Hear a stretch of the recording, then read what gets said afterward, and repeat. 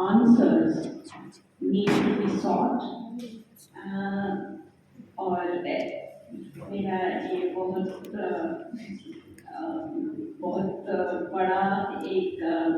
Opportunity मिला है आपसे बात करने की और डेफिनेटली कुछ सीखने की। तो मेरा जो पहला प्रश्न है आपके लिए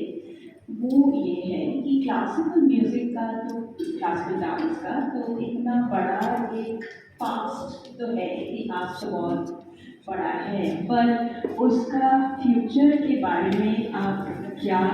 सोचते हैं? तो बहुत बहुत धन्यवाद कि आप आए और अच्छा लग रहा है, आपसे बातचीत हो रही है दीदी। और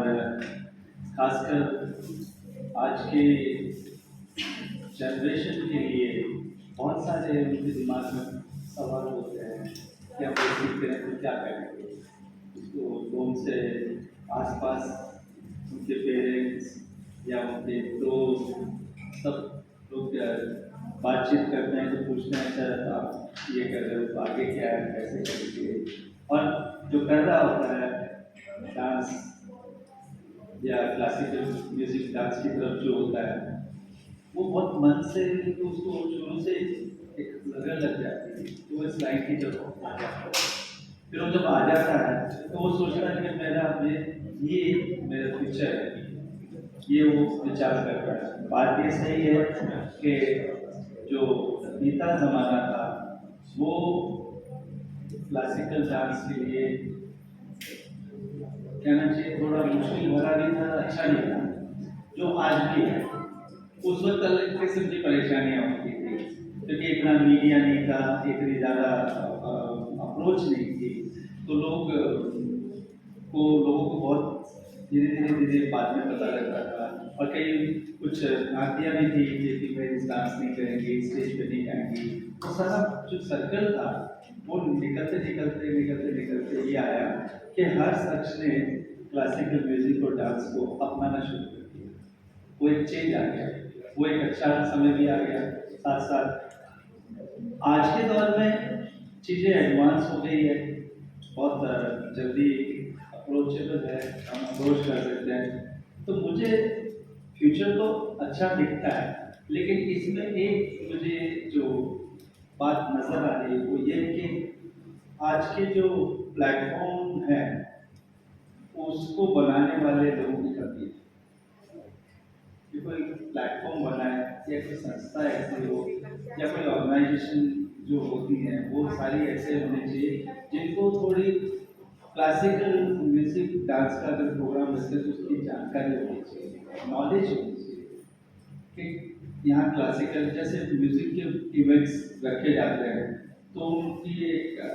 किस तरीके से पृष्ठभूमि बनाई जाती है, कैसा स्टेज रहेगा, कैसी सेटिंग रहेगी, कैसे ऑडियंस रहेगी, अप्रोच कैसे करते हैं। तो वो अप्रोच क्लासिकल डांस के लिए भी होनी चाहिए और तभी हो सकती है कि जो ऑर्गेनाइज करते हैं उनको इसकी नॉलेज होना बहुत आवश्यक है। कई बार हम ऐसे देखते हैं कि कुछ डांसर्स ऐसे थे कुछ साल पहले जब वो आए पहली बार तो उनका परफॉर्मेंस में बहुत ज़्यादा एक फ्रेशनेस था और उसमें बहुत एक ऐसी बात थी कि वो बहुत अट्रैक्टिव लगा करते थे। फिर वही लोग 10 साल बाद जब उनके परफॉर्मेंस हमें देखा, हमें लगा कि वो एक्चुअली वही स्पेस में अटक गए हैं, उनका कोई एवोल्यूशन नहीं हुआ है उसके बाद। और वो जो परफॉर्मेंस तब कर रहे थे वही चीज़ें, एग्जैक्टली वही चीज़ें, सेम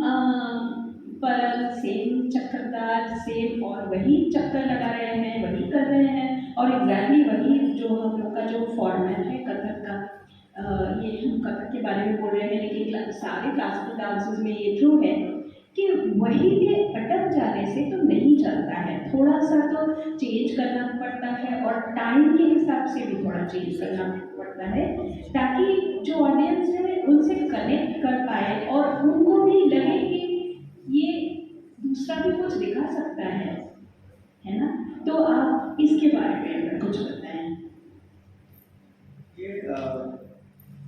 हर परफॉर्मर को जो है मेरे हिसाब से ये है कि उसे अपने परफॉर्मेंस के लिए विचार उसके दिमाग में होना चाहिए कि अब जो परफॉर्मेंस आ रहा है वो मैं क्या करने वाला हूँ, मुझे क्या प्रेजेंट करना है और इसका किस ऑडियंस में जाकर मुझे प्रेजेंट करना है। क्या सेम स्टेज है, सेम ऑडियंस है, और अब बल्कि उसकी जो क्रिएटिविटी है वो तो और ज़्यादा आगे बढ़नी चाहिए। ये नहीं कि वो एक चीज़ से जो कुछ प्राप्त करना था वो प्राप्त कर लिया, अब ये वो एक कहते हैं ये फिक्स डिपॉजिट है, अब इसका इंटरेस्ट आ रहा है, तो वो इंटरेस्ट आ नहीं रहा, इंटरेस्ट खत्म होना शुरू हो जाता है अगर वो रुक जाता है वहीं पे। क्योंकि किसी आर्टिस्ट को किसी भी धारा को रुकना नहीं चाहिए, नदी भी कहीं भी रुक नहीं सकती है, क्योंकि वो फ्रेशनेस नहीं रहेगी, वो ताजगी नहीं रहेगी, वो पानी फिल्टर नहीं होगा अगर वो कहीं रुक गई तो वैसे ही कलाकार कोई बनना है या कोई परफॉर्मर है तो उसकी जो सोच है उस सोच को एक बहुत अप्रोच देनी चाहिए, बिना अप्रोच के सोच पड़ी रह जाती है, वो पढ़नी चाहिए मेरे हिसाब से। हाँ, ये जो आपने विचार वाली बात की, ये मेरे ख्याल से बहुत इम्पोर्टेंट है, क्योंकि हर आर्टिस्ट में एक बहुत इम्पोर्टेंट चीज़ है इंटेलेक्ट। आर्ट में इंटेलेक्ट का बहुत बड़ा बड़ा जगह है, क्योंकि जो हम गुरु से सीखते हैं वो तो हमने सीख लिया, उसका उसका वो एक इडियम है, एक ग्रामर है, खैर शुरू से बोलते हैं अल्फ़ाबेट है, फिर अल्फ़ाबेट से हम लोग सेंटेंस बनाना सीखते हैं, फिर इडियम सीखते हैं ताकि वो लैंग्वेज जो है वो थोड़ा रिचर हो जाए, फिर उसको लेके हम नॉवेल लिखते हैं, पोएट्री लिखते हैं, ये सब तो हमने कर लिया।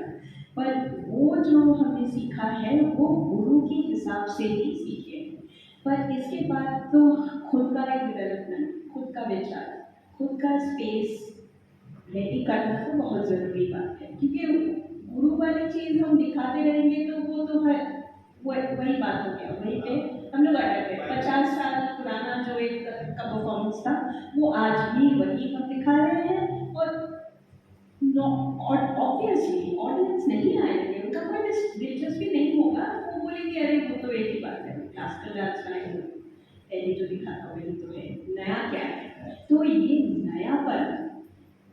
इसको कैसे लाया जाए, अपने विचार के बारे में बोले, फिर उसके बाद और क्या। कई बार क्या होता है कि जैसे जो स्टूडेंट सीख रहे होते हैं, नेचुरली जो गुरु से आपने जैसे कहा सीख रहे हैं वो तो उनको करना ही होता है, वो सीखा है, लेकिन प्रॉब्लम पता है कहाँ से स्टार्ट हो जाती है, वो प्रॉब्लम वहाँ से स्टार्ट हो जाती है कि जब वो सीख रहे हो और सीखते हैं तो उसके बाद वो जब वो करना शुरू कर देते हैं तो वो करने लग जाते हैं जो गुरु कर रहा है, वो तो और ज़्यादा ही प्रॉब्लमेटिक हो जाती है परिस्थिति, क्योंकि जो गुरु नाच रहे हैं वो बंदिश आपने देख ली, वीडियो से बार बार देख लिया और आपने उसको याद भी कर लिया, क्योंकि आजकल बहुत ईजी है ये सब चीज़ें प्राप्त होना और very easy to get it. आपने ले तो लिया लेकिन अब आपने उसे नाच भी लिया और कुछ लोगों की तालियां मिल भी गई, बाबा पर भी होते कि बाबा बड़ा अच्छा नाचा रहे, तो कई आप लेकिन ये नहीं समझ पा रहे कि गुरु ने उसको कितने साल जीने के बाद नाचा है। तुम आज खाली नई टेक्निक से उसे याद करके नाच लेते हो, अच्छा, लेकिन वो ये खुद ये नहीं सोचना कि वो एक परफॉर्मर है। जो परफॉर्मर होता है ना वो हमेशा अलग सोच लेके आता है, तो उसे उसके उसको ये सोचना चाहिए कि इसी चीज को, वो नहीं है कि आप कुछ और करने लग जाए, नाचना आपको है तो वही नाचेंगे जो कथक की एक रेpertoire में से ही निकालेंगे, लेकिन उसको निकाल के प्रेजेंट कैसे करेंगे कि वो पुराने होते हुए भी नया लगे। आप तो वो नए के चक्कर में नया म्यूजिक ले आएंगे या नई कोई अजीब सी चीजें उसमें डाल देंगे या नई कॉस्ट्यूम ले लेंगे जो कथक की नहीं लगे, तो ऐसी चीजें करने से कोई फायदा नहीं है। ना तो हम रहे ना तुम रहे, वो दोनों के बीच में आ जाता है। तो मेरा ये कहना है कि परफॉर्मर को हमेशा जो है अपनी सोच है ना, वो लेके अलग से चलनी चाहिए कि मैं इसी चीज को मैं कैसे प्रस्तुत कर सकता हूँ। अच्छी चीज तो आप देखा परखा सीख के आए, आपने कुछ देखा कुछ परखा नहीं है, देखा और परखा नहीं तो क्या देखा सीख क्या उसमें, पर परखा नहीं, वो परखना आवश्यक है। वो महसूस जब मंथन होगा तो वो लगेगा कि नहीं, अभी मैंने इसी वंदना को आज नाचा है, आज मैं किसी दूसरी वंदना की तरफ बढ़ता हूँ, या मैं आज कोई स्तुति की तरफ बढ़ जाता हूँ, या मैंने अभी झूमरी नाची थी तो मैं भजन नाच लेता हूँ। नहीं नई कोई पोइट्री ले लेते हैं ताकि वो एक्सप्रेशन या भाव की चीजें भी उससे चैलेंजिंग भी लगेगी और वो नई बात ऑडियंस के सामने प्रस्तुत हो जाएगी। लेकिन है रहना उसे दायरे में ही है, अपने दायरे से बाहर नहीं आना।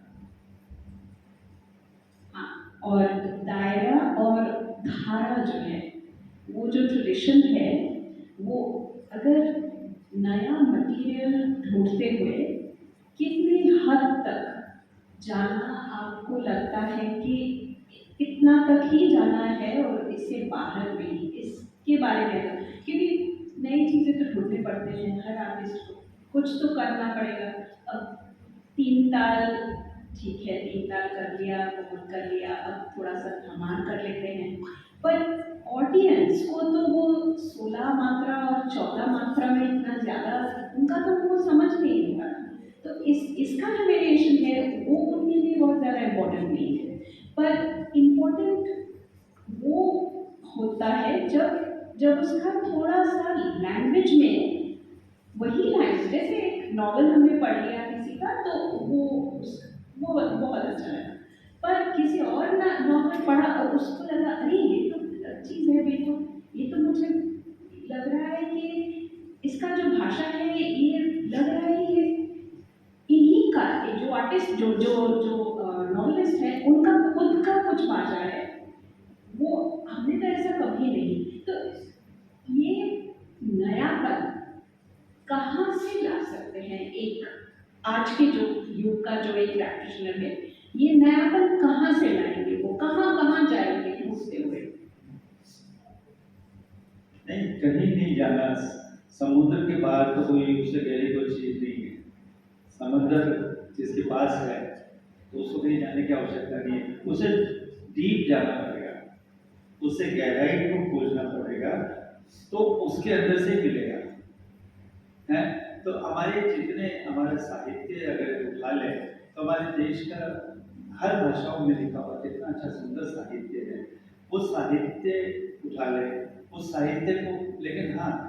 जांचना जरूरी है कि उस साहित्य उसको समझ में आता है कि नहीं, ताकि वो उस साहित्य के साथ न्याय कर सके और ऑडियंस बेचारी वो भी बर्दाश्त कर सके। साहित्य कुछ कह रहे हैं, कोई जैसे आपने कहा नावल, अब कोई भी नावल लिखते हैं तो हर जो उसके राइटर है उनकी सोच का नावल है, ये नहीं कि उन्होंने किसी और से नावल लिया, वो उनकी अपनी सोच है। तो वैसे ही हर साहित्य जो लिखने वाले हमारे साहित्यकार हैं, अष्टछाप कवि है, ऋतिकालीन कवि है, इतने सारे, और जयदेव जी हैं, तो रणवीर जी भारतीय नए में आ जाओ, आपको बहुत समय समय के साथ साथ साहित्य मिलेगा और हर अच्छी भाषा में मिलेगा, पर साहित्य से पहले उनको जानना पड़ेगा कि वो किस तरीके का साहित्य सोचते हैं, क्योंकि आप एक लैंग्वेज को दूसरी लैंग्वेज में कन्वर्ट करने जा रहे हैं। साहित्य की अपनी भाषा है और मैं नृत्य करता हूँ, मेरी अपनी भाषा है, अब उस भाषा को मैं अपनी भाषा के थ्रू पहुंचा रहा हूँ, तो मुझे उसका बैकग्राउंड थोड़ा पहले कुछ जानना चाहिए कि उनकी सोच में, श्रोता जी की सोच में क्या है, और उसको अब मैं इस कला के माध्यम से या मेरे नृत्य के माध्यम से किस तरीके से प्रस्तुत कर सकता हूँ कि वो लोगों के लिए एकदम आश्चर्यचकित कर दे कि अच्छा, हम इसको खाली पढ़ते थे कि भैया मुझे मैं नहीं माता खाया, पर हाँ देखा तो ऐसे है, पढ़ा कैसे था, देखा ऐसे। तो ये जो कनेक्शन जो आर्टिस्ट के मन में होता है, वो कनेक्शन ऑडियंस में भी कम्युनिकेट करने का, हाँ, ये बहुत बड़ी बात है। और मैं अगर उसके उसी से थोड़ा आगे जाकर ये बोलूँ कि कोरियोग्राफी कोरियोग्राफी जब हम करते हैं, तब आज 2022 का 21 मई मेरा जो स्थिति है और मेरे देश का जो स्थिति है और सारा कुछ जो हमारे पास आसपास में जो कुछ भी हो रहा है, उसका रिफ्लेक्शन हमारी कोरियोग्राफी में होना ज़रूरी है या नहीं, या क्योंकि मटीरियल तो बहुत पुरानी है, राधा कृष्ण वाली बात तो है ही, पर आज उसका क्या रेलेवेंस है वो भी ऑडियंस, अगर कोई यंग एक लड़का या लड़की यहाँ आए जिसका क्लासिकल डांस के साथ कोई भी संपर्क नहीं है, पर वो क्या ढूंढेगा, वो परफॉर्मेंस देख रहा है, उसने ठान लिया है कि वो 1 घंटा अभी कथक के साथ या भरतनाट्यम के साथ बिताएगा, तो अब उसको क्या क्या आप दे सकते हैं जो कि उसको लगे कि कुछ कनेक्शन उसको भी हो रहा है, उसके मन में भी कुछ आ रहा है उसको देख के। देखिए, कला संस्कृति ये चीजें दोनों वो पहिए हैं जो टाइम को लेके चल रहे हैं, क्योंकि समय तो छोड़ नहीं सकते और पीछे जा नहीं सकते आप। इट्स ऑलवेज फ्यूचर और प्रेजेंस में जीता है, और इन दोनों में इंसान जीता है। पास्ट को सुनता है पर वहां तक पहुंचता नहीं है, पास्ट को सुनता है पर वहां तक पहुंचना नहीं है। तो प्रेजेंट में जीता है, फ्यूचर देखता है। तो और ये दोनों जो कलाएं हैं और संस्कृति, ये दोनों लेके चलती है अपने साथ। जैसे ट्रेन पटरी पे चलती है, पैसेंजर्स को अपने साथ बिठा देती है। ये उसकी शक्ति, कलाकार की शक्ति, कोरियोग्राफी की शक्ति है, जो वो यंग को, जो नया बच्चा है 20-21 साल का है, जो यंग जनरेशन है, जो नई आधुनिक सोच रखते हैं, नई किताबें पढ़ते हैं, और बल्कि किताबें भी नहीं पढ़ते, वो तो सीधा लैपटॉप पे या अपने फोन पे देखते हैं, वो आज का इस युग को देखें, तो आपको ये लेना है कि एक ब्रिज का काम करना होगा। जैसे ओवर ब्रिज बनता है कि वो अपनी कला को तो उधर से उठा ले, और जो वो नया है उसको, क्योंकि हम छोड़ तो नहीं सकते, हम आमद करेंगे तो आमद ही करेंगे, पर आज के देखने वाले दर्शक को वो आमद कैसे पहुंचानी है, ये कलाकार की शक्ति है। और एक बहुत इम्पोर्टेंट बात है फॉर्मेट, जो रेpertoire का एक फॉर्मेट होता है और उसका प्रेजेंट करने का भी एक ट्रेडिशन रहता है। जैसे कथक का जो है वो बोल पढ़ते हैं, पढ़ंत होता है, फिर उसके बाद परफॉर्म करते हैं, फिर जाके पढ़ते हैं, फिर जाके परफॉर्म करते हैं। ये वाला जो फॉर्मेट है, ये गुस्ताखी माफ, पर इसमें एक थोड़ा सा बोर्डम आ जाता है, और ये देखते देखते बहुत साल हो चुके हैं। अब इसमें क्या नया हो सकता है जिससे उसको जो सजाने का जो ढंग है, रेpertoire ही हो गया, पर रेpertoire कुछ अलग तरीके से प्रेजेंट किया जा रहा है, ऐसा कुछ क्या हो सकता है, इसमें क्या चेंज हो सकता है? देखिए, जैसे पढ़न की बात सोची जाती है, तो ये एकमात्र कथक एक क्लासिकल शास्त्रीय नृत्य सारा है जिसमें आप जो करने वाले हैं वो आप आके उसके पढ़न करते हैं। अब जो रेpertoire को भी आप सेम रखिए, लेकिन करना इस तरीके से चाहिए कि, मैं कई बार ऐसे कहता हूँ कि किसी भी जगह ये नहीं लिखा है कि पहले यही करना जरूरी है या बाद में वो ही करना जरूरी है, लिखा नहीं ऐसा। वो आपके प्रेजेंटेशन पे डिपेंड करता है कि आप शुरू होते ही क्या कुछ फुटवर्क करना चाहते हैं, या शुरू करते ही आप बड़ा आराम से ठाट करना चाहते हैं। जहाँ तक पढ़ंत की सवाल है, तो पढ़ंत में भी आपका जो सिलेक्शन है वो ऐसा होना चाहिए कि वो उससे साहित्य और बोलों से या लय से, तीनों में से किसी एक चीज पे पब्लिक को अट्रैक्ट करे कि हाँ ये सुनना चाहिए, ये हम सुन रहे हैं। जैसे कृष्ण सका मित्र गए ग्वाल देख कर तीरथ तीरथ जब देख दिए, तब ग्वाल लगे कांगे चढ़ पाकर तू तार दी और खाए जद की पटकी चटकी पटकी और दूध दुखी बिखेर दिए, पकड़ लियो राधा ने जब तब ग्वाल भाग सब भाग गए, जद खाए गए देख नारायण ताल बजाए के नाचन लागे देख देख देख देख देख देख देख देख देख देख देख। तो अब ये आप सोचे सुनेंगे तो आज के दर्शक सोचेगा कि ये जो हम बोल रहे हैं ये आज के नए गानों में आ रहा है, ऐसा कुछ आ रहा है, बट वो इतना ऑथेंटिक नहीं जितना ये है, क्योंकि आज के तो भाषा बहुत बदल चुकी भाषा है, भाषा में बहुत बदलाव आ गया। ठीक है, अब हम भाषा को वो नहीं अपना सकते कि भाई साइकिल रिक्शा पान अचार रोटी मोटी छोटी कट्टी मिट्टी ऐसे ऐसे करके तो नहीं बोल सकते। और वो लेकिन हम कृष्ण सका मेरे गए बात लय तो वही आती है, लेकिन वो शब्द अगर वो भाषा जानता है तो भी उससे आनंद आ जाएगा, नहीं जानता है तो भी उससे कुछ लगेगा कि ये एक रिदम में कुछ है जो आ रहा है।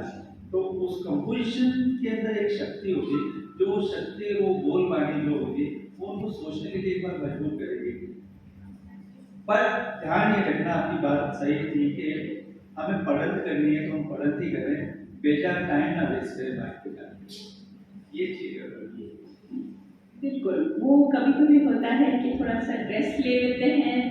वैसा भी होता है, क्योंकि क्लासिकल डांस का एक बहुत ज़्यादा एक रिगर होता है, उसमें ये भी रहना चाहिए उस ट्रेनिंग के अंदर कि हम जब माइक पे बोल पढ़ रहे हैं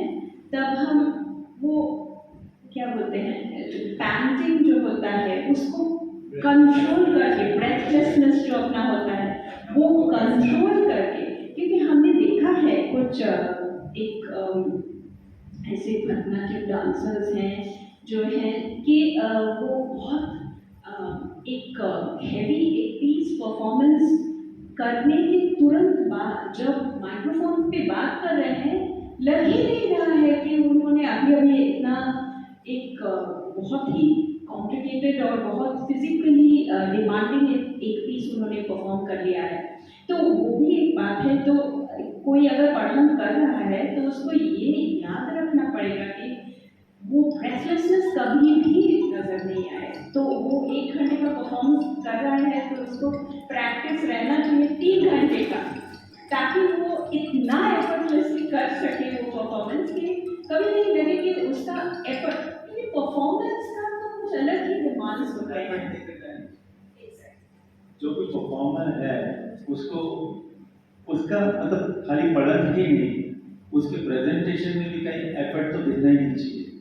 क्योंकि वो एफर्ट तभी खत्म हो सकता है जब उसने बहुत अच्छा रियाज किया है। अच्छा रियाज करना, अच्छा अभ्यास अगर उसने किया, साधना की है, तो वो मजाल क्या है कि वो कितनी देर में नाच लें और माइक पे आएंगे तो। पर आजकल क्या हो गया है कि आजकल जो परफॉर्मर ज़्यादातर जो आ रहे हैं, और मुझे ताज्जुब होता है कि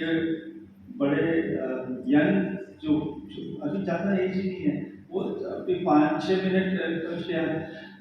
आते रहते, तो वो ये जो आने लगता है ये थोड़ी सी तकलीफ दे हो जाती है सुनने वाले के लिए, देखने वाले के लिए, ऑडियंस की तरफ से। वो सोचते हैं बेचारे किसी तकलीफ होती है, परफॉर्मेंस की बजाय उनके मन के भाव दूसरे हो जाते हैं। तो ये जब आप माइक पे जाएं तो उससे पहले आप कंफर्ट हो जाएं, तब आप अपनी आवाज़ शुरू करें, क्योंकि ऑडियंस को आपकी सांस नहीं सुनती है, आपकी आस सुनती है।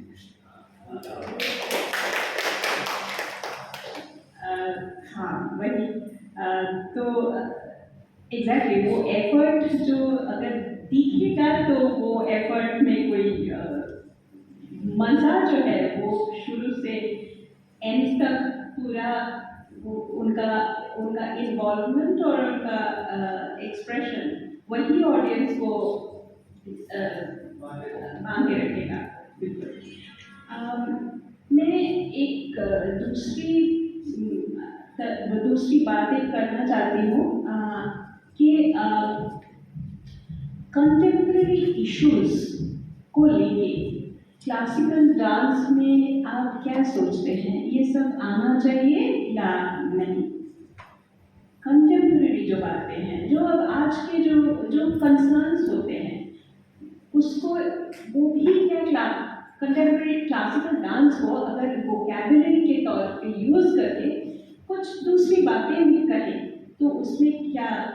आपको क्या लगता है वो करना चाहिए? नहीं, देखिए, जो एक शास्त्रीयता की बात सोचे जाए तो उसको एक जो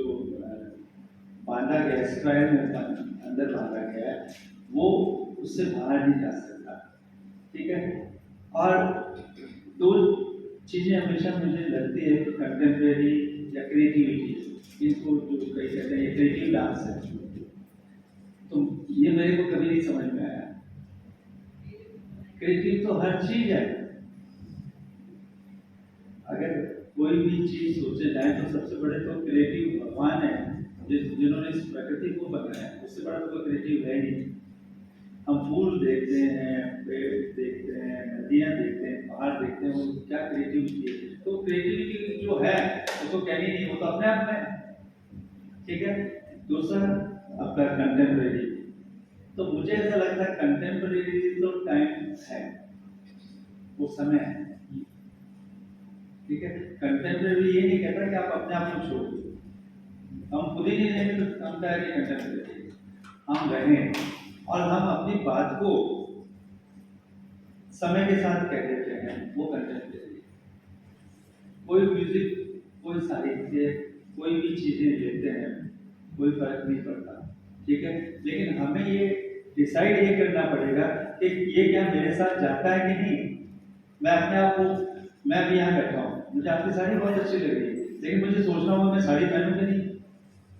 या मैं इस साड़ी का क्या कर सकता हूँ। मैं साड़ी तो पहन नहीं सकता, पर इस साड़ी का मैं क्या कर सकता हूँ, ये करना पड़ेगा।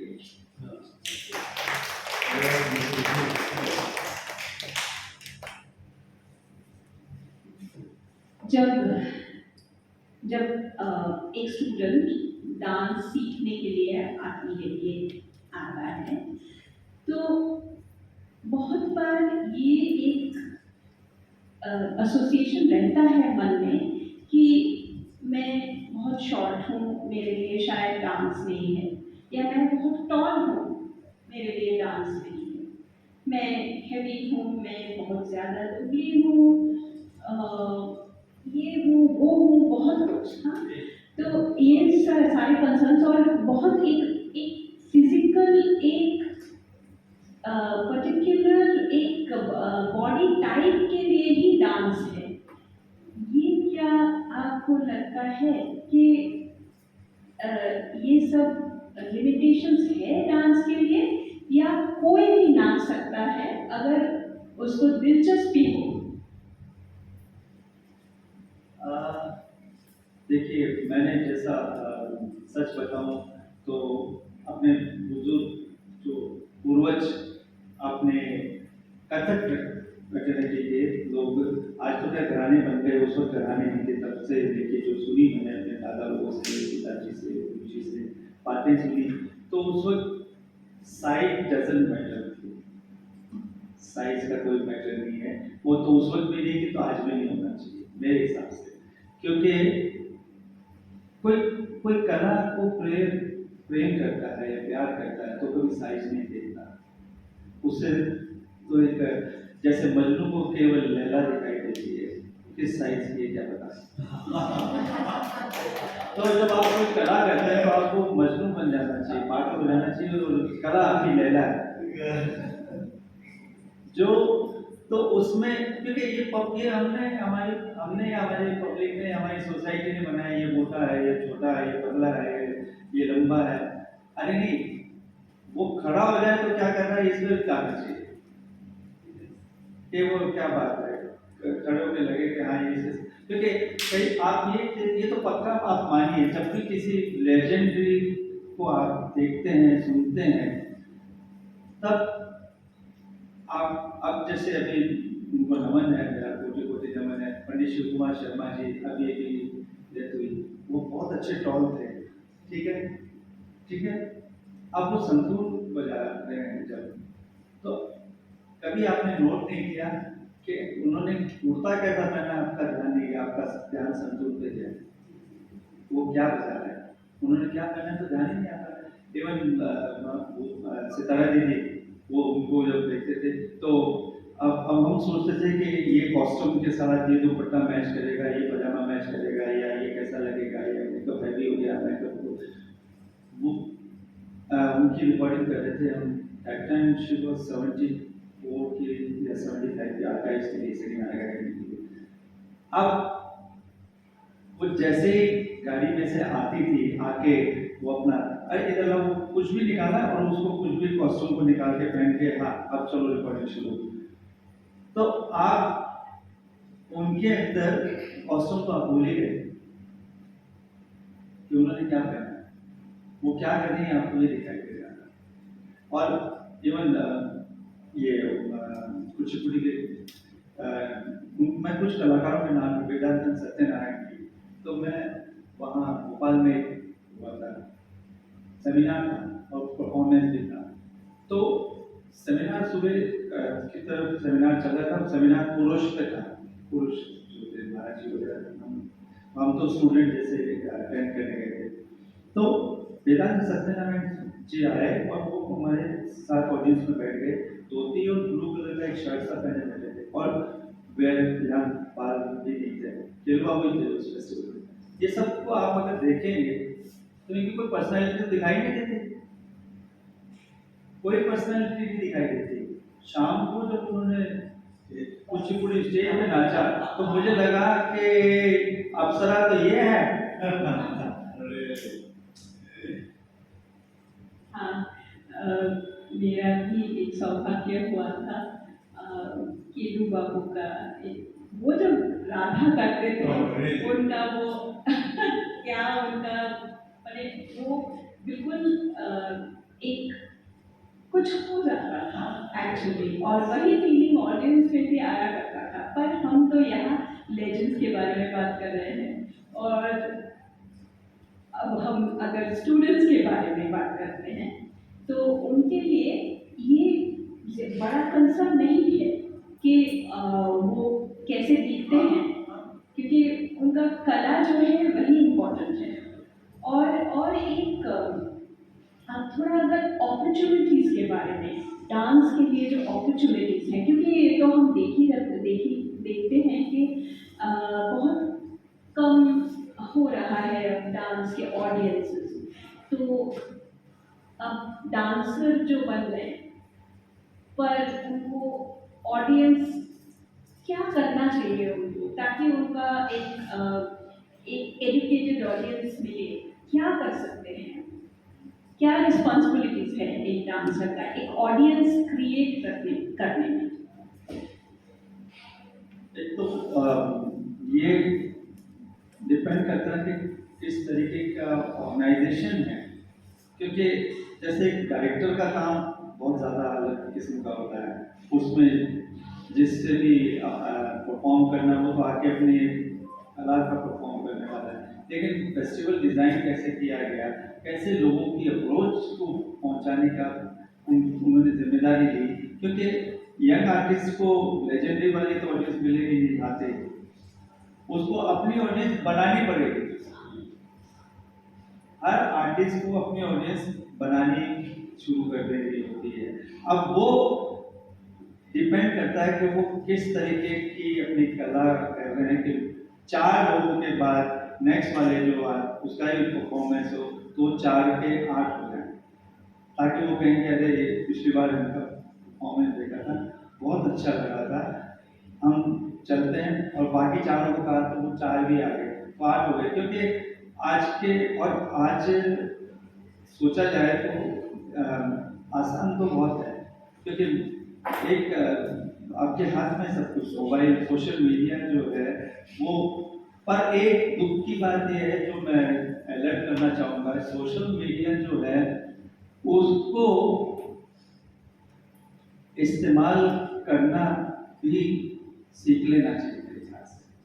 क्योंकि जो आर्टिस्ट, कई लोग ऐसे हैं जो इस सोशल मीडिया का जो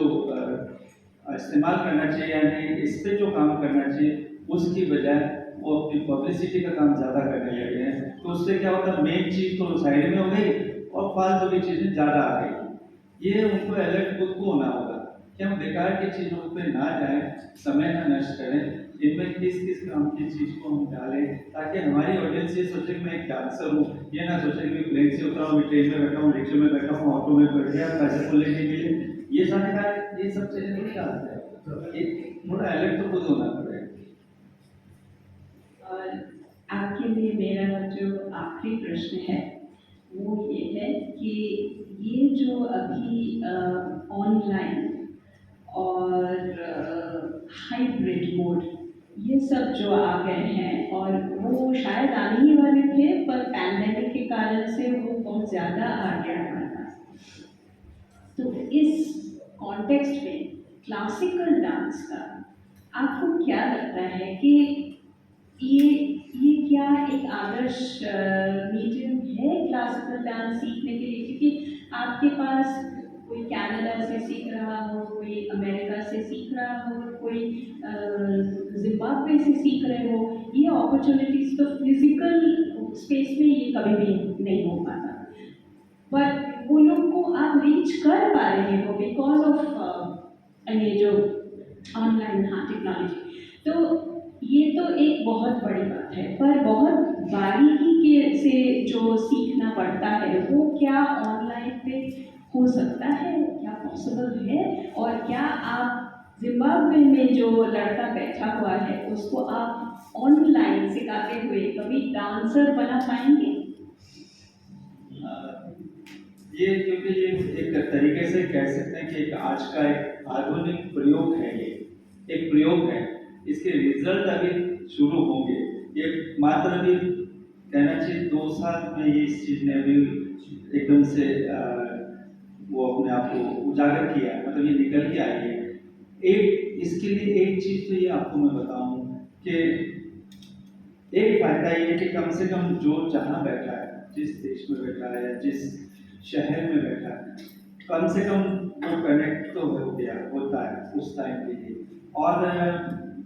सवाल पे ये भी आता है कि सिखाते वक्त टेक्निकली अभी कुछ दिक्कतें आ रही, वो डेवलपमेंट नहीं हुआ है। जैसे 5 डेज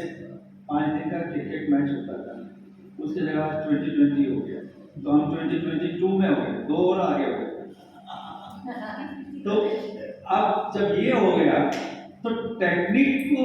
जैसे इन क्रिकेट वालों ने क्या किया, इनके पास पैसा आता है तो उन्होंने कैमरे की टेक्निकों को इतना ज़्यादा हाई अलर्ट कर दिया है कि वो हर चीज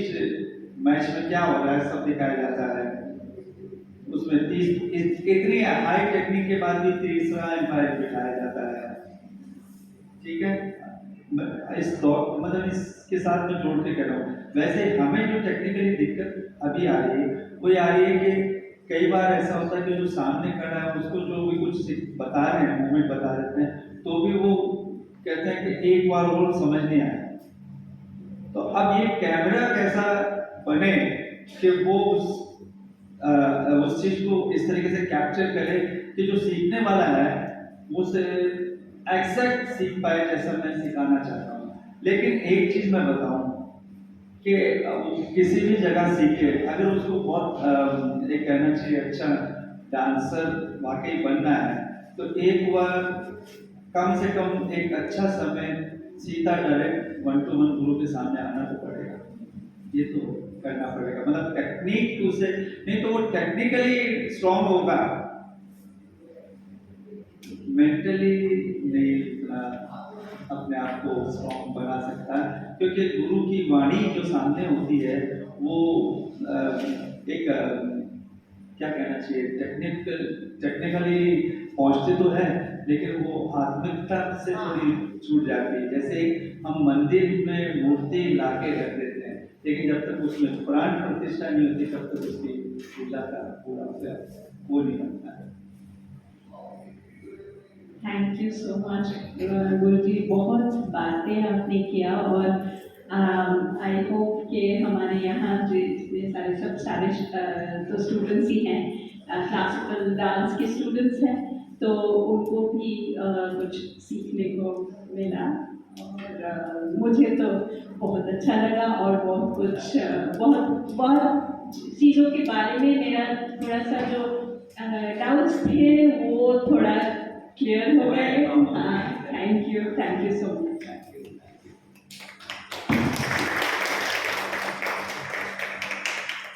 We would like to express our heartfelt gratitude to Kathakali and needless to say Guruji for his presence and his contribution, and we sincerely hope that the issues and the points that were raised by Kathakali are so beautifully explained and answered by Guruji will surely be of immense help to all of us who were present here physically, those who have joined us virtually, and later when this session will be shared in the YouTube channel of Swara Kolkata. And this, I think, Kathakali and Guruji will be agreeing that this will be a productive use of social media, as said by Guruji. This will be really a productive use of social media, because from our end we have tried to address these issues and we will be trying to reach out and to send this to as many dancers as possible. Thank you so much. Joanna. A very small token of love to Kathakali being handed over by Guruji from Swara Kolkata. And we really look forward to having Kathakali more in all the upcoming seasons of Swara Kolkata. Thank you so much once again. We now move on to the workshop session and it will start very soon. Thank you.